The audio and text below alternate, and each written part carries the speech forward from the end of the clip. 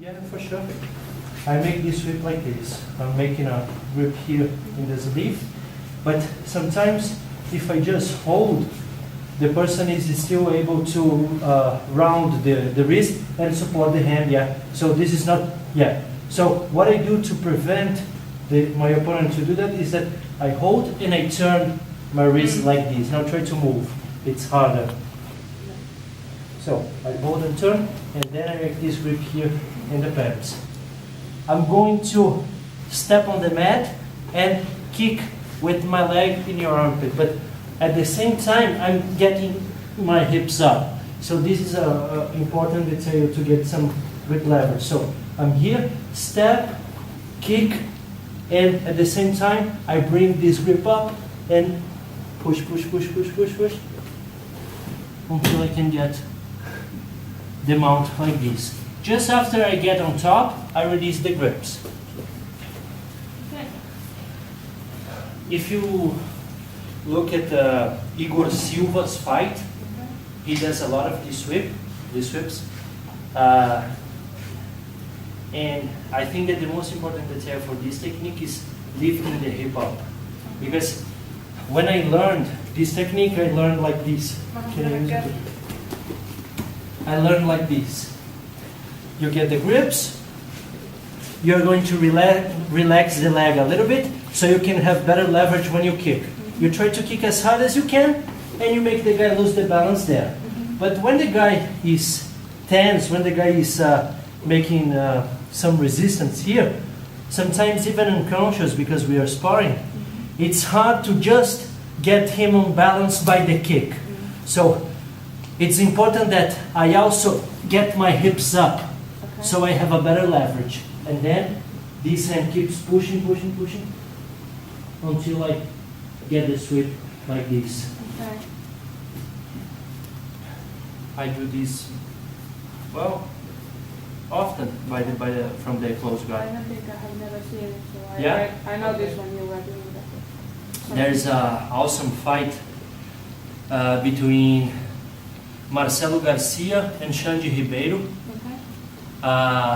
I think it was 2005 or something like this, the World's Absolute, and Xande was losing the fight against Marcelo Garcia, and he applies this whip, and it's a little bit crazy to think that, you know, such a simple sweep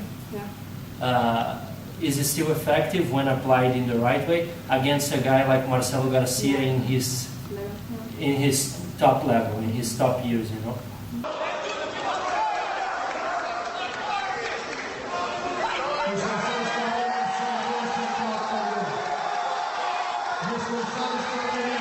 First, let's understand a few things here. When the guy gets the triangle, when he just got the triangle, in, I don't know, maybe 95% of the times, we will be in this situation here, okay? When my arm is not crossed yet, and his foot are not completely tight, okay? Normally he's crossing his foot in the beginning, I mean, right after he gets the triangle. His feet are normally crossed, but not like already in the original triangle position. So it's important that we act from here, from the beginning. We can't let the guy get the triangle deeper, and also we can let the guy cross my arm. If the guy cross the arm is already really, really difficult. It's the same thing, for example, to try to defend an armbar when the arm is already straight. Okay? So we start working from here. What I like to do is that just to prevent the guy from moving and from getting the position tighter, I like to make this grip here on top of the guy's hip. Okay? And now I will be working this movement here. It's not only with my arm, but also with my upper body. So I close my elbow down and I lean this way too. Okay? And this will be just during those moments when the guy is really excited about getting the triangle tighter, and submitting. Okay, so this is only going to make me survive for some time. Okay, remember that it's not only about the elbow but also about the upper body, like this. And you just hold until the guy is moving and trying so hard to get the submission. Okay, when you feel that you have you're comfortable enough to start moving and really going to defend, we're going to do like this. I'm going to slide my elbow closer to his knee, but it's important that I keep the pressure, otherwise he's going to attack my elbow. And then I'm going to get this hand on the guy's hip, okay, like this and here. Always this part of the hand here on the guy's hip bone. Okay, once I get this, my other hand goes under his hip and on top of my arm hand. Okay, now this is the most important movement of the technique. I'm going to push the guy's hip that way, and I'm going to try to get my forehead on the mat. Okay, so this is the movement. All right, now I have my elbow on the mat, a lot of weight here, in this direction here on the mat, and the guy's hip is not anymore in front of me. This makes a lot of difference. All right, try to move that a bit. It's not easy. Okay, so now what I'm going to do is that I'm going to use this hand on his hip just to keep his hip where it is. Okay? And my other elbow, I'm going to start sliding even more until it passes the line of his hip. You can try to move that a bit. Look.